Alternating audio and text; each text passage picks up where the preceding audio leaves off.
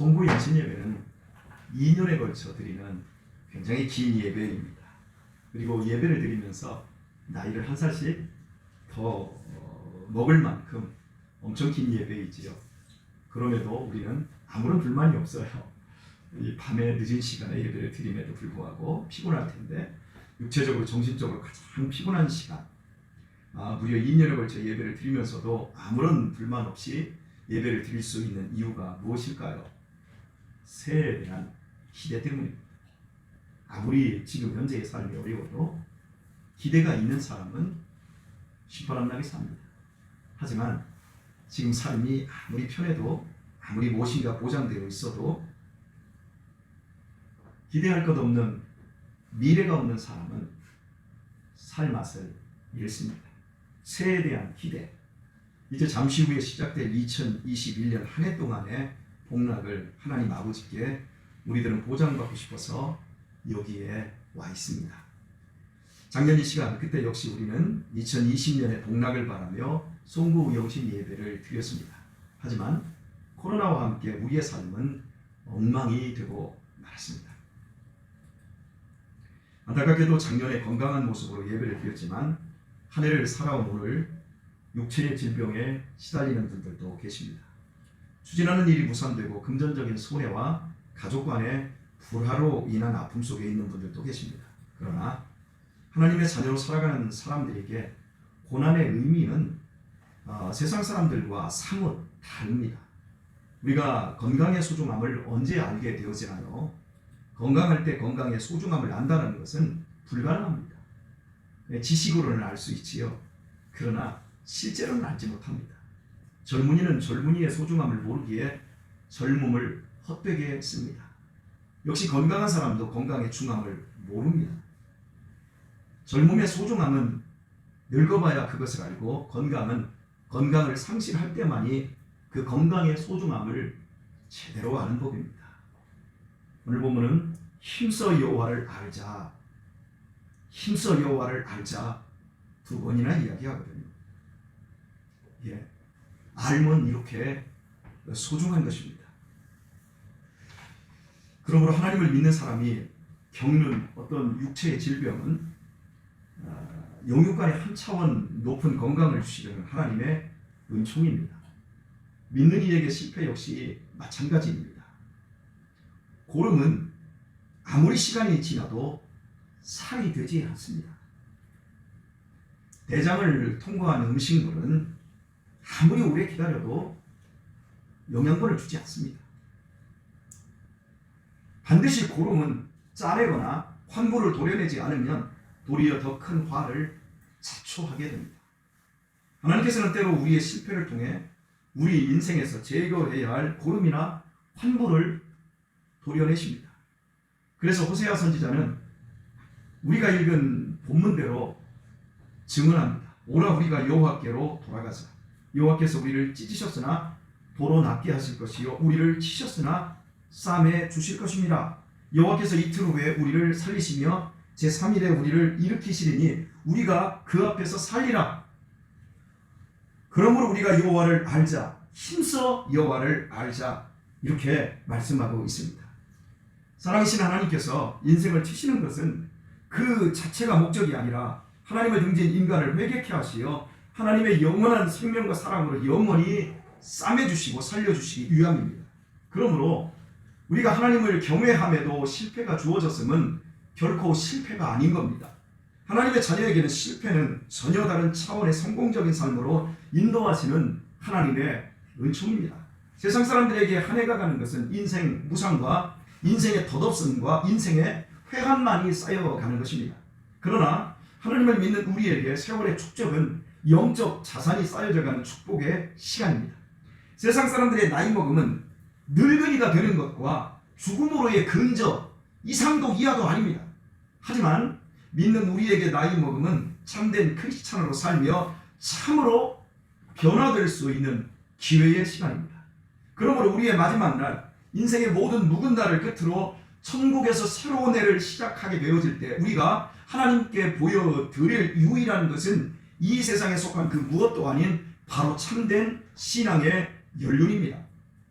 이런 영적인 면에서 우리의 현재의 모든 삶과 내년에 살아야 할 삶 역시 그 삶에 실패나 건강의 상실이 있다 할지라도 우리의 삶은 진리 안에서 더 견고해져야만 참된 미래와 희망이 있을 수 있습니다. 호세아 선지자의 지적처럼 하나님께서 이스라엘 백성들을 찢으신 것은 그들에게 새로운 미래를 열어주시기 위해서였습니다. 하나님의 이 깊은 생각을 믿는 사람은 인생의 길목에서 어떤 일을 당하든 결코 좌절하거나 절망하지 않습니다. 어떤 경우 어떤 상황을 만나든 그것은 하나님께서 내 삶 속에서 그릇된 부분을 도려내시고 나의 삶을 하나님의 참된 평화, 새로운 미래와 희망으로 채워주시기 위한 섭리임을 알기 때문입니다. 이제 곧 시작될 2021년을 우리는 꺼리낌 없이 새해라고 부릅니다. 신년이라고 부릅니다. 그런데 대체 새해가 어디 있습니까? 새해의 실체가 과연 무엇입니까? 속지 마십시오. 새해라고 하는 것은 없습니다. 보통 이야기하는 새해는 날짜를 나눈 기준일 뿐입니다. 참된 새해는 외부로부터 주어지지 않습니다. 새해의 복도 찬란한 일출을 본다고 받을 수 있는 것이 아닙니다. 손을 모으고 잠깐 소원을 빈다고 되어지는 것도 아닙니다. 새해는 매일매일 하나님의 말씀 안에서 새로운 삶을 사는 사람의 삶 속에서만 그것이 축적되어서 결과적으로 결실되는 열매이지 새해는 외부에는 없는 겁니다.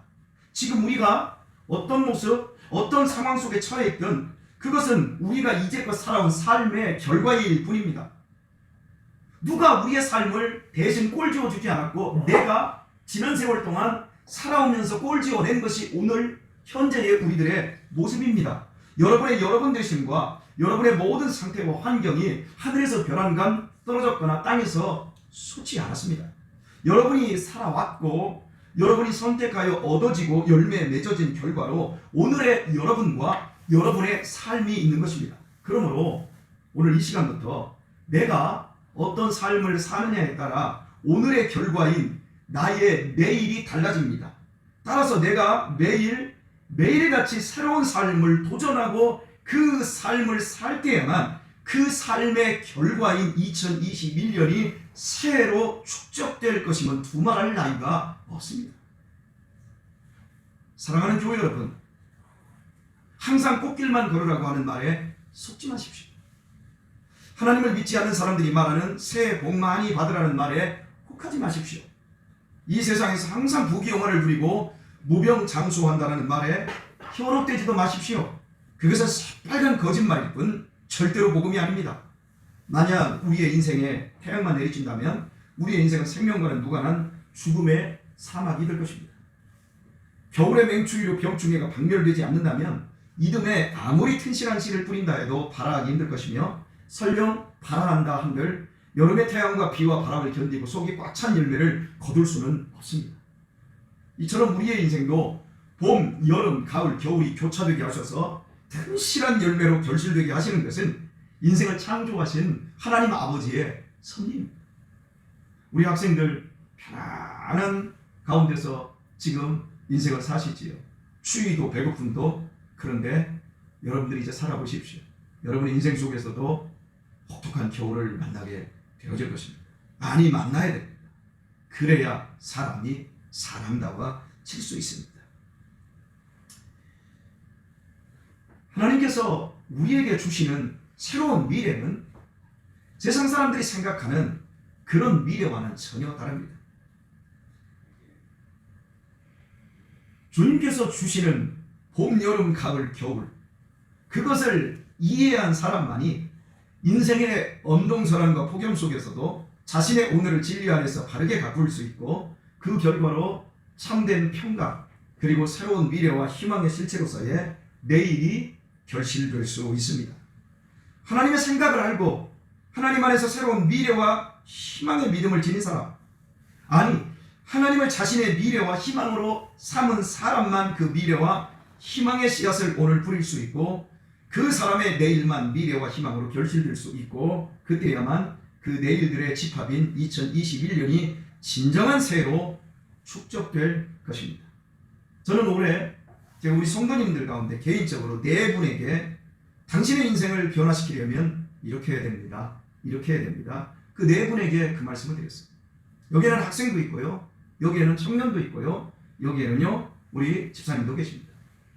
그런데 그분들이 앞으로 한 2, 3년 동안에 어떤 삶을 열매 맺게 될 것은 그 사람들이 제 말에 권면을 받은 부분을 어떻게 소화를 시키느냐에 따라서 결과되어집니다. 하나님을 믿는 우리는 하늘이 무너져도 근심하거나 두려워하지 않습니다. 죽음이 와도 두렵지 않습니다. 하늘이 무너지면 우리는 오히려 기뻐할 것입니다. 하늘이 무너지는 날이 곧 하나님의 나라가 도래하는 날이요, 죽음이 찾아오는 그 날이 구원받아 천국에 입성하는 날일 것이기 때문입니다. 할렐루야. 죽음은 패배가 아닙니다. 죽음은 우리의 신앙의 완성입니다. 기뻐해야 될 일입니다. 즐거워해야 될 일입니다. 찬송하며 감격해야 될 일입니다. 그러므로 항상 기뻐하십시다. 범사에 감사하십시다. 그리고 무엇보다도 쉬지 말고 기도하십시다. 우리가 이렇게 하나님을 우리의 미래와 희망으로 믿으며 매일매일을 살아갈 때 어찌 2021년이 참된 새해로 연결지 않겠습니까? 우리로 인해 우리의 가정과 일터 그리고 우리의 이 사회와 이 나라의 미래가 어찌 희망과 평안의 열매로 충만하지 않겠습니까? 오늘의 말씀을 냈습니다. 2021년을 맞는 우리에게 하나님께서는 눈물의 선지자 예레미야를 통해 이렇게 말씀을 해주셨습니다. 너희를 향한 나의 생각을 내가 아나니 평안이다. 재앙이 아니니라. 너희에게 미래와 희망을 주는 것이니라. 이 말씀을 제가 이렇게 바꾸겠습니다. 너희를 향한 나의 생각을 내가 아나니 평안이다. 코로나는 재앙이 아니라 너희에게 나를 제대로 알고 너희 자신을 새롭게 할 수 있게 만든 너희 미래에 희망을 주려는 것이니라.